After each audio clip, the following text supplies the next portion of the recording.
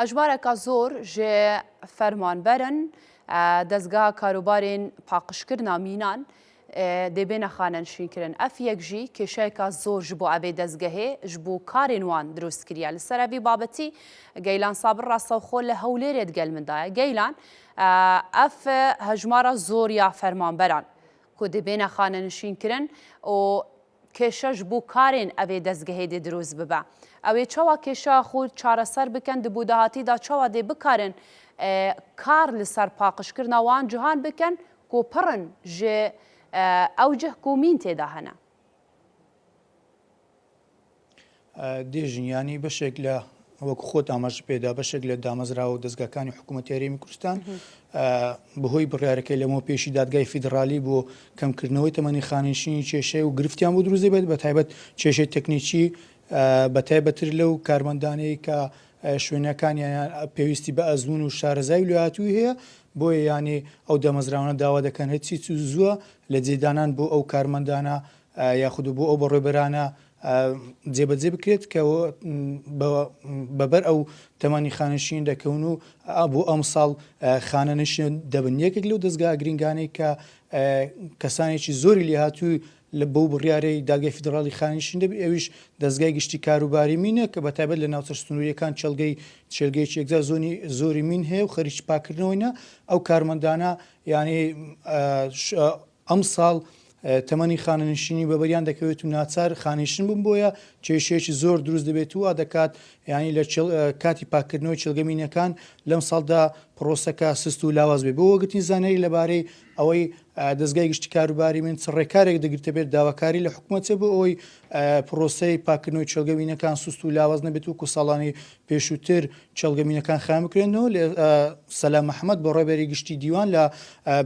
لە دەستگای گشتی کاروباری مینم لە زانیاری زیاترمان دەداتێ. کاک سەلام سوپاس بۆ دەرفەتە. ئەگەر پێمان بڵێ ئێوە وەکو دەستگای گشتی کاروباری من وەک بازە کێژمارێکی زۆر لە کارمەندی بە ئەزمونتان ئەم ساڵ چاوەڕ دەکەی خانەنشین بن ئێوە چیتان کردووە بۆ ئەم بابەت هیچ دەرچەیەکتان دۆزیوەتەوە تاکو کاریگەری لەسەر پرۆسی پاکردنەوەی چێلگەمینەکان دروست نەکات؟ بەڵێ زۆر سپاس بەخێر بێن سەر چاو سپاس بۆ دەرفەتە.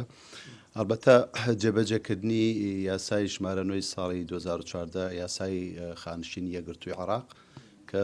بڕیادا کە لە هەرێمی کوردستانیش بچێتە باری جێبەجێکردنەوە بە گشتی کاریگەرێکی خراپی لەسەر کۆی ئیدارەدانی حکوومەتی هەرێم دروست کردووە بەڕاستی لەبەرەوەی کە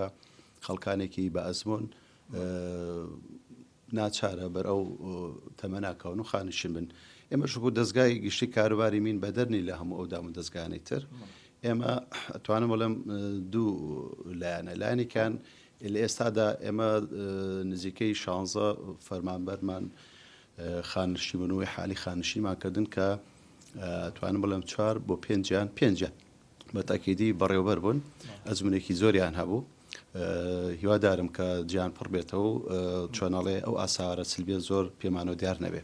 بەڵام کارەساتێکی تر لە ڕێیە بەڕاستی ئەمە ئەگەر چارەسەری گونجایی بۆ نەدۆزینەوە کاریگەرێکی زۆر خراپ لە سەرپرۆسی چۆنەڵێ کاروباری مین و دەستگای مینەکە. ئەویش ئەوەیە ئێمە خەڵکانێکی زۆرمان هەن لە تەکنیکی بڵێن لە کێڵگەمینەکان کە گرێبەستن بەپێی ئەو یاسایە پێم وایە بڕگێکی تایە گرێبەستی ئەتوانێت خانشین کرێگەر تەمەنی گەشتێتە 6 بەرەژۆر. هەر بۆ مەبەستەمان لە ناوڕاستی هەفتەی ڕابردوو لە خەزێنەوە هەواڵێکیان پێدایوتیان ئەوانی کە تەمەنیان 6 ساڵ و بەرەژۆرە ئەبێ لە لیستی موچە دەریان کرد. ئەمە بەڕاستی هەواڵێکی ناخۆش بوو ئەگەر جێبەجێ بکرا ڕاستیەکەی کارەساتی خۆڵقان. بەڵام لەبەر ئەوەی هەر ئێمە نەبووین هەموو دام و دەستگاکان بوو هەموو هاتینە سەر خەت بەڕاستی لە ئەنجومەنی وەزیران چۆنەڵێ بڕیارەکە ڕاکرد هەتا ڕێشوێنێکی چۆنەڵێ گونجاو و منطقی بۆ دۆزێتەوە ئەوە لاتە خۆگەر بێت و ئەوە جێبەجێ بکرێ بەڕاستی کاریگەری زۆر خراپی بێ بۆ لەبەرەوەی توانم بڵێم لە 120 ئەو کارمەندانی ئێمە لە کێڵگەمینەکان ئیحالەی خانشینیان بکەین چکە سەردەمانێکی زۆرن لەو بەرنامەئیشەکەن و تەمەنیان ڕۆشت. مشکلەکە لێرە ئەوەیە بەپێی ئەو یاسایە کە خانشی نەکرێن بەپێی ڕێنمایە کەمبڕگەکانی ناو ڕێنمایەکە هیچ لە جێدانانێک دانارێتەوە. خۆی ئەمە کارەساتەکەی ئەگەر خەڵکێکمان بۆ دانن لە شوێنی گرنگ نییە ینی طبیعی ئەوانە بە مافی خوان و حەق خوان و ماندوو بوون ئەچن میسراحەتەکەن ئەڕۆن بە ژیانی خوانەوە خەڵکانێکی تر لە شوێنێدانێن بەڵام گرفتەکە لەوایە کە کەسمان بۆ دانانێن بۆیە ئێمە لە بەرنامەمان وایە لە هەفتەی داهاتوو بە زووترین کات ئەو داتایی کە لە بەردەستمانە کتابێک ئاڕاستی ئەنجومەنی وەزیرانکەن بۆی لە کاتی جێبەجێکردنی ئەو بڕیار یاخود چۆنەڵێ ڕێگە چارێزکی گونجاو بۆ ئێمە بدۆزنەوەکردنا تووشی کارە ساتەبین. یعنی مامۆستا ئەگەر ئەو تەمەنی خانشینە شمولی ئەو ژمارە زۆرێک کارمەندام کاتن کاریگەری لەسەر پرۆسەکە دەبێت پرۆسەڵگرتنەوە میسیز دەبێتن و لە ئێستاشدا ئەگەر داتاتان لابێتن چەند کارمەند لە دەستگای گشتی کاربارمین خانشین بێت بە گوێرەی ئەو بڕیارە بەدڵنیاوە وەکو ئارزم کردی ئەتوانم بڵێم لە 120 ئەو کارمەندانە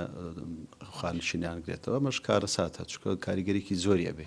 چکەمە تیمەکانمان کەمەکە لە کاتێکە کە تۆ خەڵکێک نەخێتەوە شوێنی ئەکیت تەسیریە بێ. زۆر باشە کاک سەلامانی سەبار دووەم ساڵ پرۆسەی خەیانکردنەوەی چەڵگەمینەکان لە سەرجەم هەرێمی کوردستان بەتایبەت لە ناوچە شاخاوی دوورەستەکان پرۆسەکە تاکو ئێستا چۆن بەڕێوە دەچێت؟ بەنسبەتی پرۆسەکە لە بەرەوەی دەستپێکی ساڵی نوێەوە لە وەرزی زستانی شاین ڕاستیەکەی پرۆسەکە بە سستێ لە ئێستادا بۆ لە بەرەوەی دیسان پەیوەندی بە بابەتی ئابوووریەوەیە لە بەرەوەی دەستپێکی ساڵە خەرجەکان بەگشتی یەک دوو ڕۆژە بەڕای لێ دراوکرێتەوە شتا هیچ پێشینەوەی سلفێک وەرنەگیراوە تەسیراتی سلبی هەیە لەسەرەوەی کە ئێمە ئۆتۆمبیلمان هەبوو ساڵی ڕابردوو ئەنجومەنی وەزیران بە خۆشحاڵیەوە 48 سیاری بۆ بەکرێ گرتین ئەو ساڵ موافقەی چەنە ڕەزامەندی دووبارە بەکرێگرتنەکە هاتۆتەوە بەڵامی حالی وەزارەتی دارایی کراوە بۆ هێوەی کە پێشینەکان و سلفەکان هێشتا نەکراونەتەوە بۆی ئەو چۆناڵێ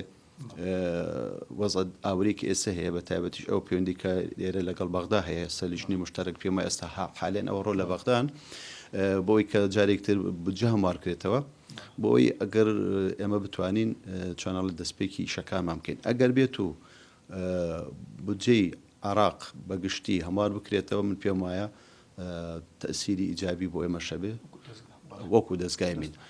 ئەوەکو ئەوە لایەنێکی تر ئێمە خاڵێکی تر کە زۆر چۆنەڵێک کاریگەری خراپی لێکردوینەوە ئێمە